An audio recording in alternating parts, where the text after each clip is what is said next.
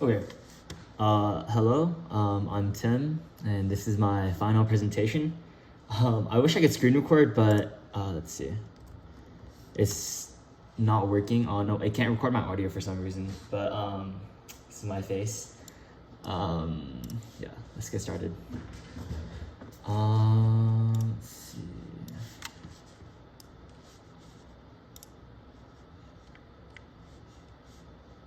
Okay. So for the agenda, I have introducing three design elements, and then the requirements for each one, and then the results. So my three design elements I chose was a bolt, the shaft, and the spur gear. So starting off with the bolt. So the primary, so I guess first when we start off, there's many types of bolts, as you can see here, but the most common and the one I had in mind was this bolt. So the main purpose of a bolt is to provide a clamping force and which can securely join structural components, prevent joint separation or slip under many different things like static loads, cyclic loads, and resisting tensile yielding, shear, tensile yielding, shear, and fatigue failure. So yeah, there's many things here that could affect what type of bolt you want. So there's material. So of course, like depending on the use, you might want to use a different material. For example, if it's like really you're working in a very cold environment and you need, like, for example, you can't have this material you can't have bolts being brittle. So we know that steel is brittle in the cold, right? So we might want to think about using a different type of bolt. So there's also the strength. So that's pretty self-explanatory. And then the preload, like how much, I think 75% of like the maximum is what is recommended, which is pretty much how much force is like loaded in. And then tightening torque, like, so when you're tightening the bolt down, how much torque are you going to tighten it with? So, you know, if it, like when you first start screwing the bolts in, it's gonna be pretty easy to, you know, screw it in, but then it's getting harder and harder as you get closer. And then, you know, at what torque do you stop is pretty much what tightening torque is. And there are a bunch of failure methods. So I listed some here. So joint separation, tensile yielding, fatigue failure, and shear failure. Fairly self-explanatory. Yeah. See. And yeah, here's the FEA analysis. Let's see. Yeah, so I think this YouTube video is just like one that helped me like design how to like use the helical and just making the grooves from the screws. And yeah, the FEA analysis pretty much, it's hard to see, but it is von Mises. I could, so I guess like the project was like, you could either do it like analytically or use software. I don't know how to use software, so I thought it would be a good exercise or a good excuse to learn. But yeah, it looks like it shows all the von Mises in the different areas, assuming that this side is held constant. Yeah, and then this is also tension. I believe I did this one through tension, but you could also test it through shear and I'm sure other cyclic loading. It's a little more advanced for me, so I just kept it at tension. Yeah, so it's literally my first time FEA analysis. But yeah, and then here's a drawing. Pretty self-explanatory. Pretty much M12 screw, and yeah, my next mechanism is a spur gear. So pretty much the purpose is to let's see, transmit mechanical power and rotational torque between parallel shafts. So, and then it says here, constant at a constant precise angular velocity ratio, and I guess ideally have minimal power loss, low vibrations, and resistance to tooth breakage. Okay, so yeah, gears. So I chose a spur gear. There's also like helical gears and other types of gears.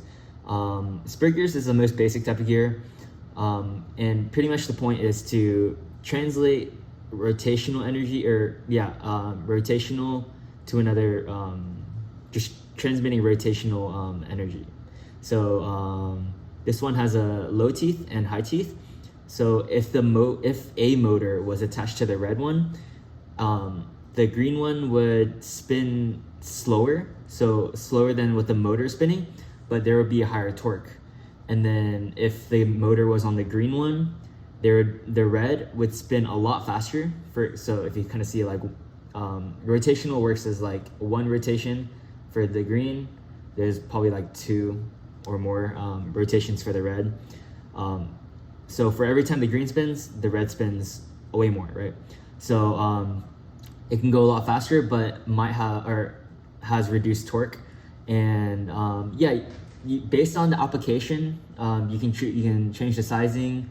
So for high torque, you can have it from like a low to high, and then for like speed, you could go high to low. And then you also have to keep in mind for the fatigue strength and the contact stresses. So spur gear is mainly just used for like, it's a gear, but it's more on the lower end. So I learned it in a different class, that there's the helical gear, where it's not like straight, how do I say this? The contact stress or the contact surface is like gradual instead of like immediate, like in spur gear. So the helical gear reduces stress, but it makes it more gradual. However, it is more expensive, and harder to machine.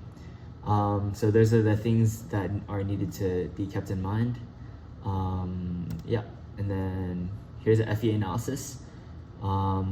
So also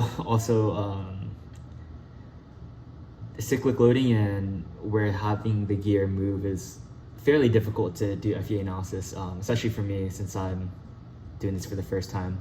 But I use this YouTube video to help me model it, and then FEA analysis, I use parts of the video because the video actually had it like rotating. I just did like where it's pressed on one tooth. But yeah, it was really nice to learn, self-teach myself. Good excuse to learn. And then here's my drawing. And then finally there's the shaft. So I wanted to have like the shaft and the gear be together. So let's see. So there's the size constraint. There's also the material constraint, and so let's see.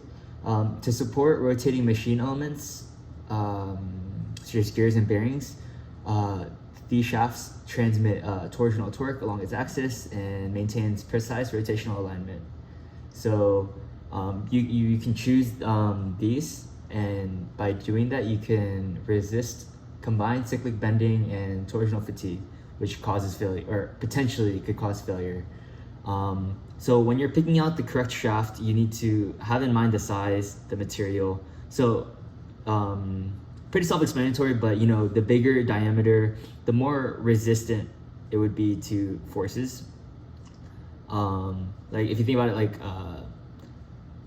let's see, like a really thin like twig versus like a thicker branch. It's harder to bend or damage the bigger stick compared to the twig. And then material, pretty also self-explanatory, depending on the environment or the use case for the shafts. Different materials might be better.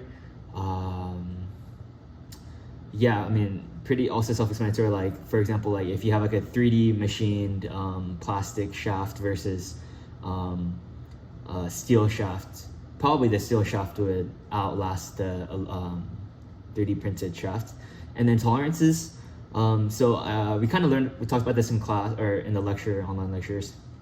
But like, if let's say, if you like do heat treatment, or not heat treatment, when you try to fit it in using heat, depending on the tolerance, how big it is, it could drastically affect the stresses on it, the hoop stress, etc. And I'm a machinist, or I used to work at the machine shop, so I know like firsthand, like there's always a drawback. Nothing is always like the perfect one. There, like you could have a really good tolerance or a really tight tolerance where like you're absolutely sure that it's within this range, but the drawback is it will cost a lot more, right? So I remember like for one of the shafts I had to use a CNC, so just it grabs onto the shaft and it spins really fast.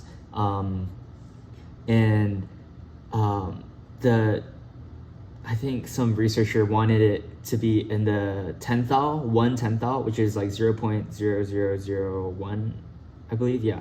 1/10,000th of an inch. And I remember it was such a pain to machine it because, the micrometer, which measures it pretty accurately, we had to make sure that was cold, and then we had to make sure we're not holding onto the micrometer too much so that we don't transmit heat and make it expand and make the readings inaccurate. And then we had to make sure that the shaft itself was also really cool. Yeah, it was pretty hard, but yeah. So tolerances are also a big part because there's no like infinite budget. You need to manage your budget properly. Yeah. And then I put 1 pound force. I just made it, I think, a 1/4 inch diameter. And oh, by the way, all these FE analyses are, I think, 1020 ASI cold rolled. Out of the options, I just like chose the one that I saw the most. I feel like, for example, questions during the course. So just ASI cold rolled steel, or AISI 1020. But yeah, this shaft ended up bending quite a lot, and yeah, those are the results. And yeah, here's the drawing that I made. It's not the best drawing, but yeah, I made it like this, like the symbol for surface finish, and then made sure that the surface roughness is not like passing 32 micrometers. And let's see if I have anything else. Sorry, forgot if there's anything else I'd talk about. Let's see, sorry.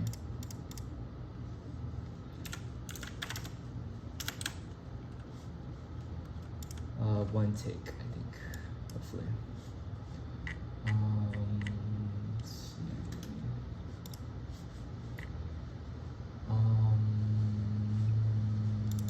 Design requirements. Okay, yeah, so I guess I can talk a little bit more about like their general intended use. So I touched up on it briefly, but depending on the application for any of these, it would change how you would select what type of bolt, shaft, spur gear. So for example, if it's like a little DIY home project, you likely wouldn't care about like the bolt. Like steel bolts are pretty strong, so you likely wouldn't care unless it's like holding up your weight or something. But in critical environments like aerospace or maybe even healthcare, these precisions do matter, especially like with engine assemblies. Like I've heard that those are like have insane like tolerances, really tight tolerances. So in some places it is extremely critical, but yeah, so that's also a selection that, or a criteria that you have to think of when selecting. Yeah, so I guess like an example for a bolt would be like maybe you have two plates, so two aluminum plates, and you wanna connect them. So you could use a bolt to in between a hole of both plates, and then just bolt it down, and then have it on multiple places so it's not just one bolt and it doesn't rotate freely. And hopefully it should hold the plates together. So that's a potential application for a bolt. And then a potential application for a shaft and a spur gear. It could be for like a little like a. I remember I used it for robotics drivetrains back in high school.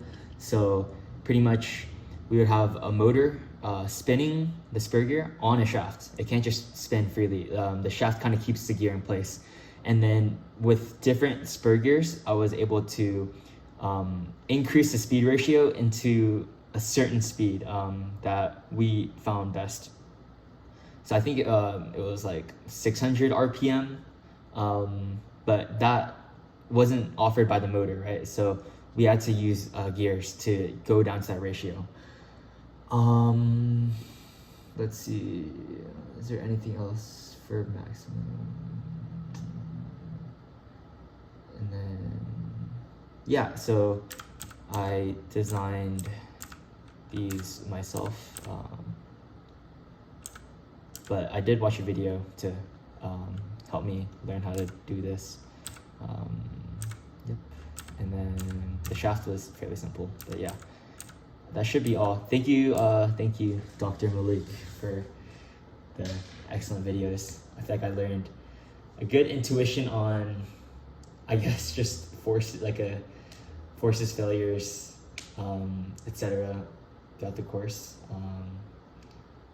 It was quite a lot, but I'm glad I learned what I learned. Thank you.